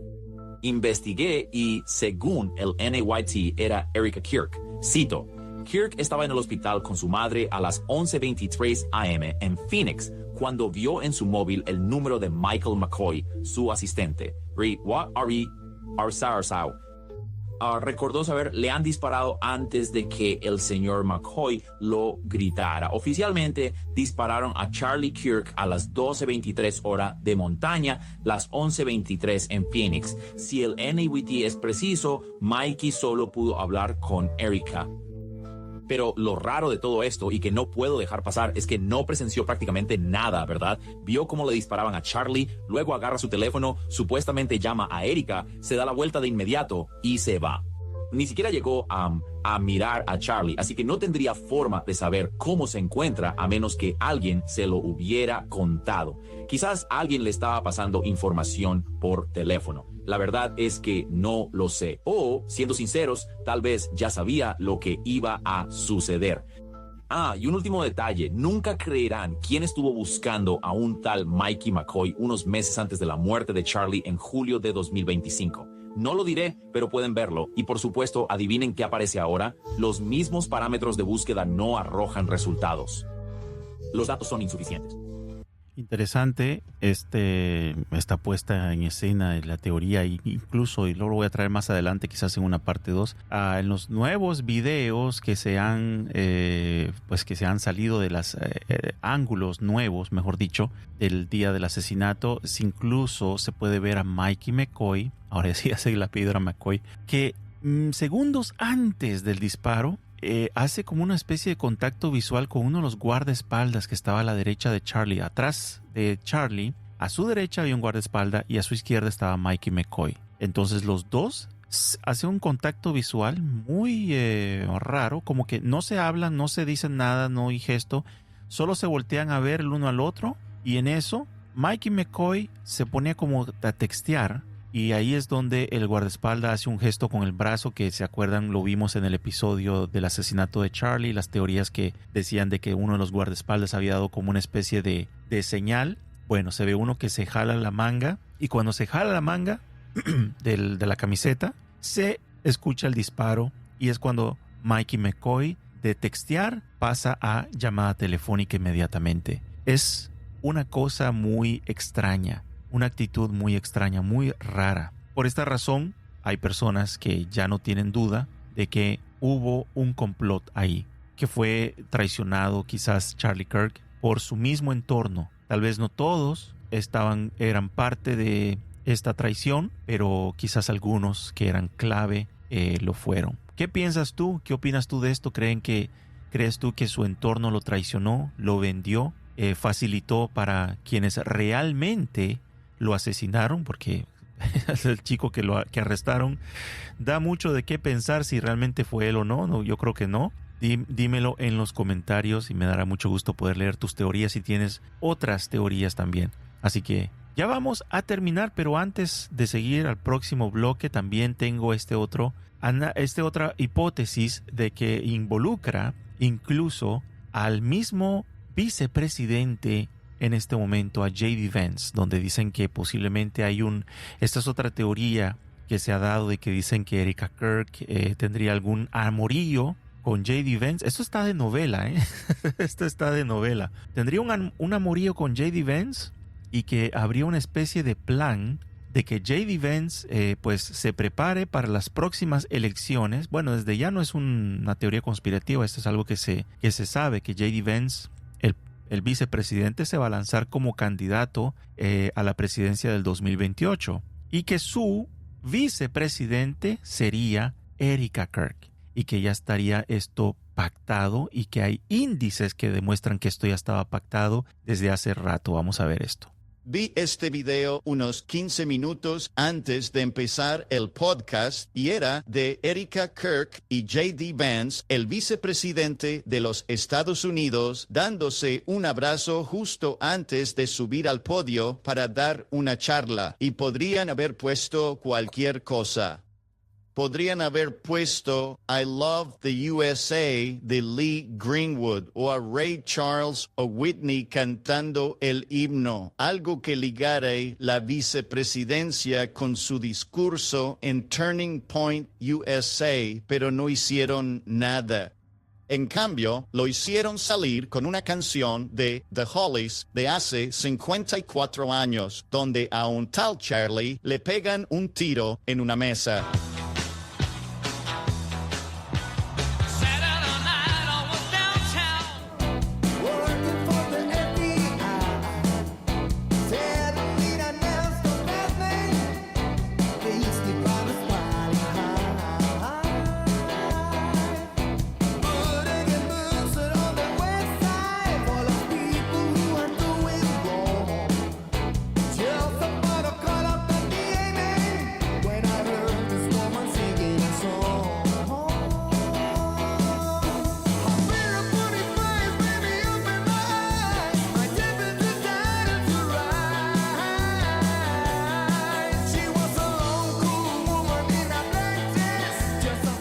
¿Qué opinan ustedes de esta mancuerda de J.D. Vance con Erika Kirk? Si ya estaba pactado con anticipo, si era algo que pues ya se había decidido y que eventualmente dijeron pues vamos a echarnos al Charlie y luego vamos a quedarnos con presidencia y vicepresidencia. Háganmelo saber. Me pareció interesante esta canción que eligieron efectivamente, porque muchos internautas comenzaron a señalar algo bastante extraño sobre la selección musical utilizada para esta entrada de J.D. Vance en el evento. Y honestamente, cuando uno revisa la letra, entiende por qué tanta gente ha empezado a comentar al respecto. La canción utilizada se llama Long Cool Woman in a Black Dress, de una banda británica llamada The Hollies. Fue escrita o fue lanzada en 1972, y aunque para muchos pues puede sonar simplemente como un clásico rock de los años 70, la historia cuenta, la canción tiene elementos bastante particulares si los consideramos dentro de este contexto alrededor de Charlie Kirk, su muerte y las teorías que han comenzado a surgir después de su muerte. Mira bien, atención. La letra habla de un ambiente criminal, operativos relacionados con el FBI, sirenas de policía, disparos, personas huyendo, qué raro, ¿no? Y en medio de todo esto aparece esta figura descrita como, atención, esto es una canción de 1972, no la escribieron después, una mujer elegante vestida de negro. Pero la parte que más llama la atención es otra. Dentro de la canción también aparece nada más y nada menos que un personaje llamado Charlie. Y claro, para algunos esto no significa absolutamente nada, simplemente es casualidad. Una canción escogida al azar entre miles de temas clásicos posibles. ¿Crees tú? Pero para otros resulta demasiado peculiar esta combinación. Una canción sobre crimen, FBI, caos, disparos, una misteriosa mujer vestida de negro y un tal Charlie mencionado dentro de la historia, sonando precisamente en uno de los primeros eventos. Este fue uno de los primeros eventos importantes de Turning Point después de la muerte de Charlie Kirk. Aquí es donde algunas personas pues han comenzado a preguntarse si realmente fue una selección casual o si estamos viendo uno de esos casos donde ciertos símbolos, referencias culturales, recuerda primado negativo, ¿verdad? Meten índices, canciones y todo esto funcionan como una especie de guiño, un guiño de ojo interno o un mensaje indirecto para quienes saben interpretar estas referencias. Yo sé que no prueba absolutamente nada, pero sí termina convirtiéndose en otra de las tantas coincidencias extrañas más dentro de esta historia que pues ya está bastante llena de muchas casualidades. Después de la muerte de Charlie Kirk, Internet ha cambiado completamente la forma en que observa a Erika. Lo que antes eran comentarios aislados comenzaron a transformarse en una obsesión colectiva. Videos antiguos reaparecieron, entrevistas fueron analizadas cuadro por cuadro, publicaciones olvidadas comenzaron a circular nuevamente. Personas que jamás habían mostrado interés en política empezaron a seguir el caso como si intentaran resolver un rompecabezas imposible. Y mientras más teorías aparecen, más difícil parece distinguir entre realidad, especulación y manipulación. Porque este es el problema con los casos que nunca terminan de cerrarse por completo. La información comienza a fragmentarse, aparecen filtraciones, versiones incompatibles, testimonios contradictorios, personas contando puntos distintos al mismo tiempo y eventualmente ocurre algo todavía más peligroso. La verdad queda enterrada bajo demasiadas capas. Recuerden, esto es muy importante. Cada vez que quieren ocultar algo, la lista de Epstein, el asesinato de John F. Kennedy, el asesinato de Charlie Kirk, todas las operaciones psicológicas siempre tienen este modus operandi. Te sueltan una pequeña verdad y luego, ni modo, la verdad existe, ¿verdad? Una tragedia, muerte de un presidente, John F. Kennedy. La gente quiere saber quién fue el que lo asesinó, por qué. Entonces, ¿qué hacen? Sueltan ellos mismos, como parte de los asesinos, sueltan ellos mismos las teorías conspirativas y inundan la verdad con sus propias teorías, de manera que las personas empiezan despistadas a ver por acá, a ver por allá, y nadie se puede concentrar en qué realmente o cuáles son las pistas que realmente llevan a la verdad. Quizás esa fue una de las ideas más inquietantes que ha comenzado a repetirse alrededor del caso de Erika Kirk. No necesariamente es que ella fuera o es una espía, ni una agente, ni una infiltrada, sino algo mucho más difícil de comprobar o de desmentir: la posibilidad de que toda esta historia alrededor suyo sea o haya sido cuidadosamente construida para resultar imposible de entender completamente. Porque mientras algunos usuarios intentan seguir conexiones relacionadas con inteligencia, otros se enfocan en relaciones políticas, organizaciones internacionales, militares, figuras religiosas, tecnología, Rumania, PRISM, Snowden, think tanks, lobby conservador, redes de influencia o incluso operaciones psicológicas. Y mientras más teorías aparecen, menos claro parece la imagen completa. Hasta que poco a poco comienza a surgir esta comparación bastante triste, y es la de John F. Kennedy, porque uno de los elementos más perturbadores alrededor del asesinato de Kennedy no fue solamente su muerte en sí, sino lo que ocurrió poco después de su muerte. El mismo día empezó a ocurrir esto. Y es contradicciones entre lo que los medios reportaban, quienes estaban ahí reportaban a los medios, lo que el hospital que recibió primeramente a Kennedy reportó, lo que pasó cuando transportaron su cuerpo de un hospital a la morgue. Todo empezó a ser contradictorio, empezaron a salir falsos testimonios, empezaron a confiscar, como lo hicieron en su momento, de hecho, con Charlie Kirk, que no sé si se acuerdan, lo mencionamos en el episodio sobre nuevas revelaciones, no el primer episodio, sino el segundo de las nuevas revelaciones, fue de que un juez allá en el estado de Utah, donde falleció Charlie Kirk, ordenó que todas las personas tenían que guardar silencio. Si no, pues podían ser más que multadas, yo creo que podían ser juzgadas. Tenían que guardar silencio con respecto a sus versiones, con respecto a imágenes que habían fotografiado, que habían filmado, con respecto a todo eso. Entonces hay imágenes, o hay, mejor dicho, personas que tomaron videos y que no pudieron salir, sino que han ido saliendo poco a poco, se han filtrado, y que todavía no hemos terminado de ver, ¿verdad? Diferentes ángulos, diferentes cosas que la gente vio, porque está este impedimento legal que no le permite a la gente presente, especialmente las que estuvo cerca, poder decir abiertamente qué vieron, qué pasó, contar realmente lo que ocurrió. Así fue con Kennedy: décadas enteras de versiones distintas, archivos incompletos, sospechosos múltiples, testigos contradictorios, organizaciones señaladas desde todos los ángulos posibles, que si fue la mafia, que si fue la CIA, que si Cuba, que si la Unión Soviética, que si el Mossad o un hombre solitario, ¿verdad? Un disparador o un francotirador solitario.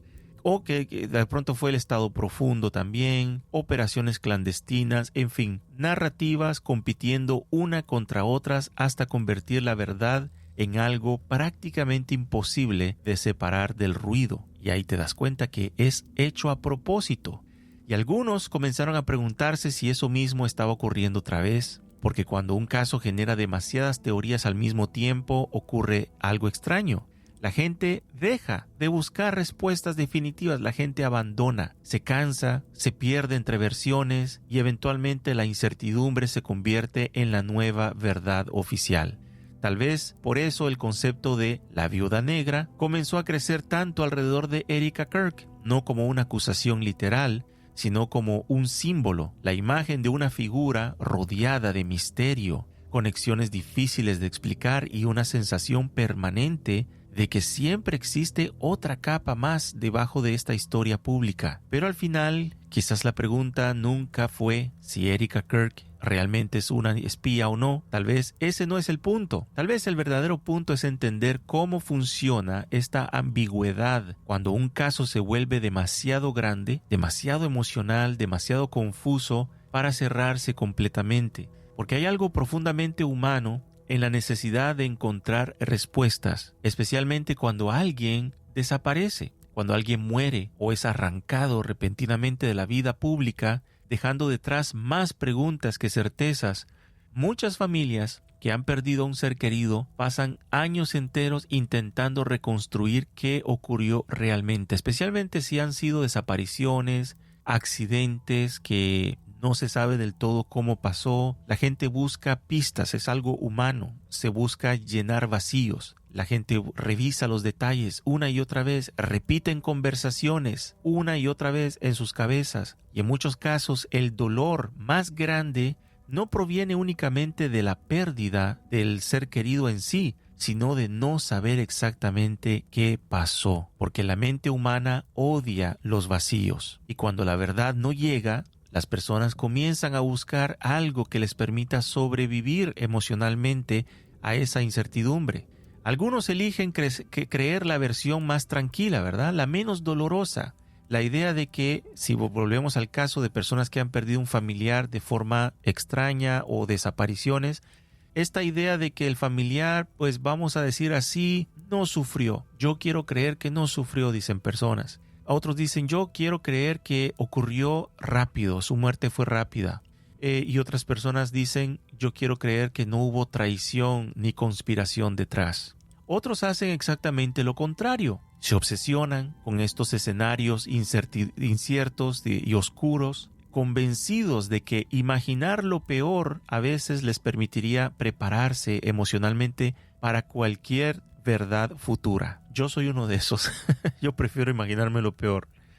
Y otros simplemente nunca dejan de buscar. Pasan años persiguiendo respuestas que quizás jamás llegarán. Tal vez por eso ciertos casos nunca desaparecen realmente, porque mientras existe la ambigüedad, la mente sigue intentando completar el rompecabezas. Así ocurrió con Kennedy, como lo mencionamos. Así ocurrió también con Martin Luther King Jr., así ocurrió en México con Luis Donaldo Colosio. Así ocurrió con la princesa Diana también. Y también, aunque muchos documentales han hecho una conclusión, pero también ocurrió en parte con John Lennon. No se sabe del todo realmente qué motivó a este chico Chapman a asesinarlo. Y para muchos, después de septiembre del 2025, Charlie Kirk pasó a formar parte de esa categoría, de esa lista de figuras cuya historia nunca terminó de sentirse completamente cerrada, porque cuando un caso queda rodeado de suficientes contradicciones, teorías, filtraciones, medias verdades y versiones incompatibles,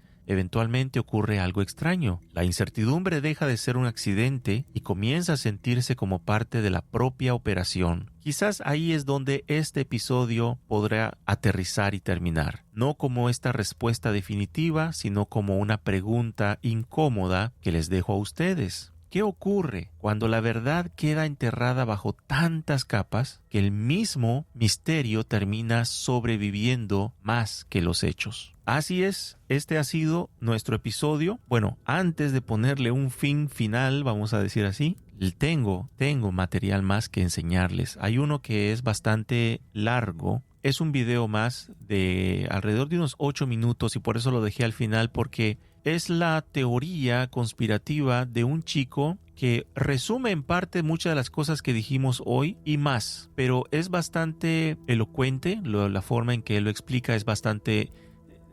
tiene sentido, y yo creo que a muchos quizás los va a convencer la perspectiva que este muchacho tiene. Dicen que él es un chico hijo de billonarios o algo así, que incluso pues está usando sus recursos para poder encontrar la verdad de lo que le pasó a Charlie Kirk y de poder exponer a Erika Kirk. Así que vamos a ver. Hace como un año me cancelaron brutalmente en internet por tener un padre multimillonario y contactos políticos. Pero esta noche voy a usar ese privilegio para exponer lo que realmente pasó con Erika Kirk. Porque una vez que entiendes cómo funcionan estos círculos de élite, todo el misterio a su alrededor se vuelve obvio. Así que siéntense y preparen palomitas, porque puede que me borren por publicar esto. Para entender bien qué pasó con esta loca de mierda, hay que entender los fundamentos de la política. La política funciona como un club social con su jerarquía.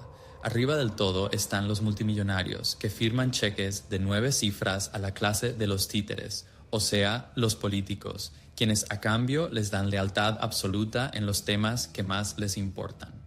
Lo más importante que tienen que grabarse en la puta cabeza para entender esta historia es que pueden ver a un presidente Obama, por ejemplo. Solo un paréntesis, porque yo no acostumbro, ¿verdad?, usar lenguaje fuerte. Lo siento por el lenguaje fuerte en este video, así que sí, yo sé que pues ya lo escucharon, ya hay 2 vulgaridades, pero por si alguien escucha, porque hay personas que escuchan los episodios con sus hijos, así que advierto que este video pues parece tener bastante contenido de palabras así. Y pensar que está en la cima de la pirámide social. Eso es totalmente falso. En esas cenas privadas con multimillonarios y expresidentes o futuros candidatos o incluso el presidente actual, ellos son lo más bajo de la escala. Si lo comparamos con la jerarquía de una escuela secundaria, el multimillonario es el superintendente de todo el consejo escolar. Y un presidente Obama es como el presidente del consejo estudiantil. En realidad no tiene ningún poder sobre la escuela. Es puro teatro. Cada vez que votas, en realidad votas por alguien elegido a dedo por un multimillonario que no quiere postularse porque está ocupado arruinando el planeta. Y honestamente, ser político se ve, como dije, en estos círculos sociales y cenas como un trabajo de muy bajo nivel. En resumen, cada persona que llega a ser vicepresidente o presidente no es más que la perra de un multimillonario. Esto nos lleva a lo básico para entender la historia de Charlie y Erica Kirk. En 2018, una ex reina de belleza, Miss Arizona, Erica France Fanon, entró por casualidad en la nueva oficina de Turning Point USA en Phoenix. Estando allí, conoció a Charlie Kirk, quien la llevó a Nueva York para una entrevista en Bill's Burgers. Durante la entrevista, Charlie dijo: "Olvida la entrevista y el trabajo. Creo que saldré contigo". Muy profesional, pero así fue. Erika aprovechó la oportunidad de salir con Charlie porque él ya había sido ungido por los multimillonarios que financiaban y controlaban Turning Point USA como el próximo presidente de los Estados Unidos. Esto no era un secreto ni algo implícito, era algo explícito en varias conversaciones. Todos sabían que Charlie Kirk se postularía algún día y era un comentario recurrente, una broma constante, que Erika sería la primera dama. Esa era su meta en la vida y el plan, y la única razón por la que se casó con Charlie en 2021. No se casó con Charlie, se casó con la trayectoria hacia la presidencia y la cercanía al poder, que es lo que siempre quiso. Erika Kirk nunca fue ama de casa. Ella era la operadora. Organizaba cenas, adulaba a millonarios, cerraba cheques y gestionaba eventos. Está documentado. Charlie solo era la cara. Era el títere que humillaba estudiantes en universidades. Subía videos a redes y recaudaba fondos para su campaña política disfrazada de caridad. Eso fue todo. Y Erika era la que mantenía y fomentaba las relaciones con los multimillonarios. El acuerdo para ellos era muy simple. Haz lo que se te diga, aprovecha la ola juvenil hasta la Casa Blanca y conviértanse en presidente y primera dama. Pero las cosas no salieron según lo planeado, porque en algún momento a Charlie Kirk le creció un poquito de dignidad. En 2024, Charlie empezó a discrepar en temas muy importantes para los multimillonarios que lo controlaban, específicamente en política exterior. Los donantes entraron en pánico al ver que su títere fallaba en el único tema que les importa, así que intentaron controlarlo a través de lo único que les quedaba, su esposa. Erika presionaba a Charlie cada noche, desgastando su matrimonio. Apoya la guerra, obedece, arruinas lo que construimos. Documentado está que llamaron a un cura para salvar su unión, que creo estalló la noche del 9 de septiembre antes de su asesinato. La propia Erika admitió en televisión nacional que a las 2:30 de la mañana le pidió a Charlie que durmiera solo en el cuarto de su hija para que descansara mejor antes de ir a Utah. Por la mañana, Charlie tomó su anillo y su collar del baño y se fue a ese evento tan importante sin despedirse de su esposa. Se dice que poco antes de su asesinato le envió un mensaje a un amigo diciendo: "Siento que se acabó". Muchos pensaron que hablaba de su vida, pero es obvio que que hablaba de su matrimonio. Creo que la noche del 9 de septiembre hubo una pelea y decidieron divorciarse. La única razón es que al decir Charlie a sus amigos que su matrimonio terminó, Nets de Contrasformas, Erika también les avisó a los donantes que se acabó, no solo por su matrimonio, sino porque ya no había esperanza de que él volviera a su bando político, porque él literalmente texteó a otros que dejaría la causa. Para los donantes, el divorcio no solo significaba el fin de Turning Point USA, lo cual sería catastrófico a nivel de imagen, sino que también significaba que el último hilo de su títere, que era Erika, se había cortado. No tuvieron opción, hicieron lo que la mafia hace si aceptas su dinero y no escuchas, eliminarte. Ya sabemos qué pasó. Un joven de 22 años a 130 metros con puntería perfecta eliminó a Charlie. Justo a tiempo para salvar Turning Point USA y nombrar a la nueva CEO, que es, por supuesto, Erika Kirk, justo antes de que Charlie pudiera anunciar el divorcio o que dejaba la causa. Nadie en la historia de los magnicidios actuó tan raro como Erika Kirk, y creo que lo que vemos como falsedad es en realidad culpa. Erika no solo aceptó de inmediato la versión del atacante solitario, que no tiene sentido por 1000 razones, sino que regañó al público por exigir respuestas y ser escéptico. La única razón por la que no pide respuestas es porque sabe exactamente quién lo hizo y por qué. A las 72 horas del asesinato se compró el dominio Vance Kirk 2028. Erika corre a tomar el trono de su difunto esposo como CEO de Turning Point USA y perdona públicamente al tirador ante las cámaras antes de saber si realmente fue él o si actuó solo. Una mierda. Y si te lo crees, eres un puto idiota.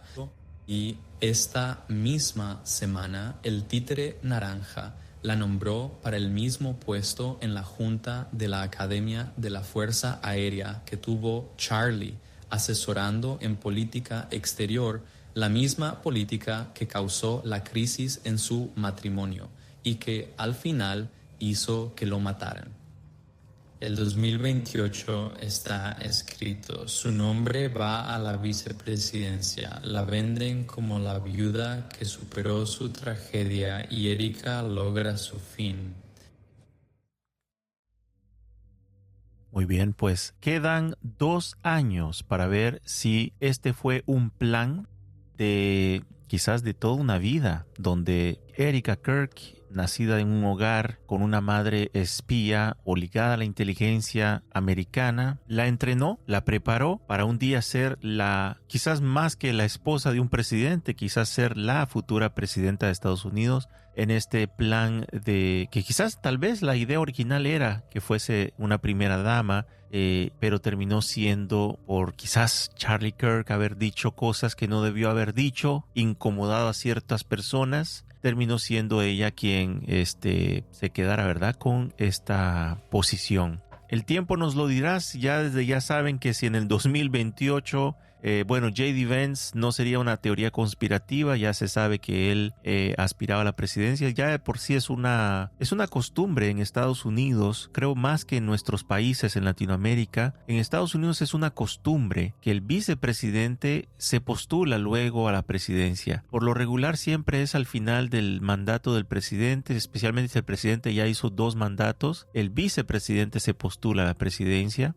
o a veces espera 4 años y luego se postula 8 años después. Entonces, pero J.D. Vance aparentemente ya ha dicho que sí, y que incluso Marco Rubio es otro candidato. Marco Rubio, J.D. Vance son los 2 principales, dicen que podrían postularse para candidato presidencial en 2028. Y ya saben que si ven el apellido de Kirk, pues obviamente no se trata de Charlie Kirk, se trata de Erika Kirk. Es más, Charlie Kirk tenía tanto apoyo y los jóvenes le querían tanto que hablaban de una candidatura a vicepresidente. pero Charlie les decía, no puedo. Aunque yo quisiera, no puedo, porque hay un límite de edad. Y si no me equivoco, creo que es 35 años. Y Charlie Kirk no los tenía todavía para poderse postular a vicepresidente. Entonces él decía que no podía postularse, pero que más adelante, o sea, él nunca cerró esa puerta. Yo creo que todo el mundo lo veía venir, que este chico sería un día futuro presidente. Algo así como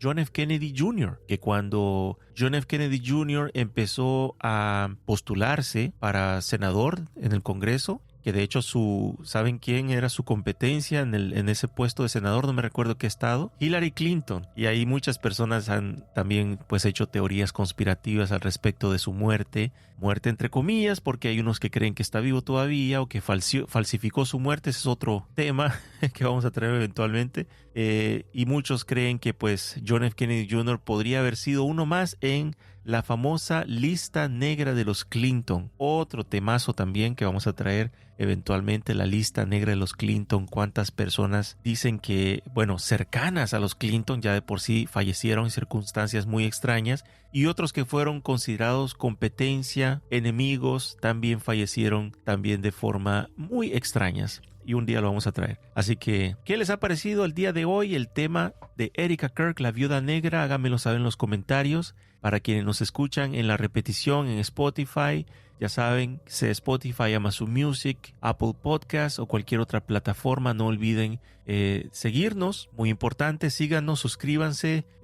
Si la plataforma les permite dar like, denos un like. Estrellas, denos estrellas. Háganos saber de dónde nos escuchan. Me daría mucho gusto poderles saludar, saber de dónde nos escuchan. Y desde ya, pues, gracias a todos. Si nos escuchas por primera vez y quieres participar a la votación de los Latin Podcast Awards 2026, porque hemos sido nominados a esta categoría de voto popular, Latin Podcast Awards 2026. Puedes ir fácilmente en la descripción, es lo primero que te dejamos ahora en el enlace directo para que puedas ir a votar por nuestro podcast, Conspiraciones Podcast. Ahí vas a encontrar el enlace directo, no tienes que ponerlo en la barra de dirección o abrir una nueva pestaña en tu celular. No, ahí está facilísimo, un enlace que te lleva directamente al lugar de votación. Y si dices, ¿por qué no? También me gustaría apoyar y quieres apoyar al podcast de Jenny, que ya va a entrar dentro de poco con nosotros. Jenny tiene su podcast llamado Un Ancla para el Alma.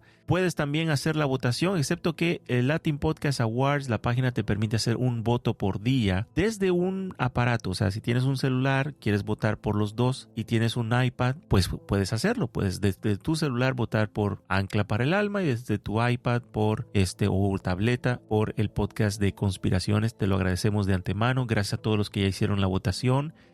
Si quieren dejarnos un comentario también, se les agradece mucho. Yo, aquí un servidor, me hacen el día leyendo los comentarios que nos dejan ahí. Es muy apreciado ya.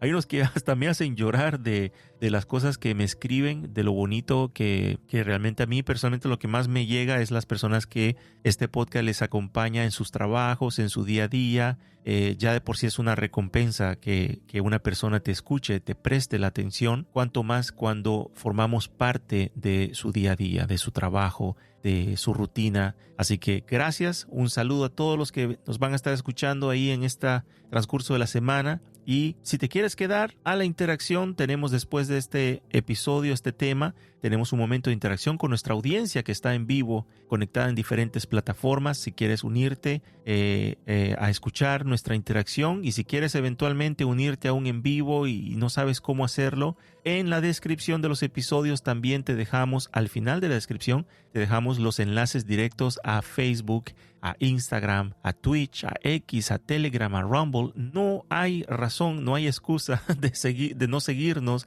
Estamos presentes en todas estas plataformas y muy pronto ya vamos a poder ya unirnos en vivo en TikTok.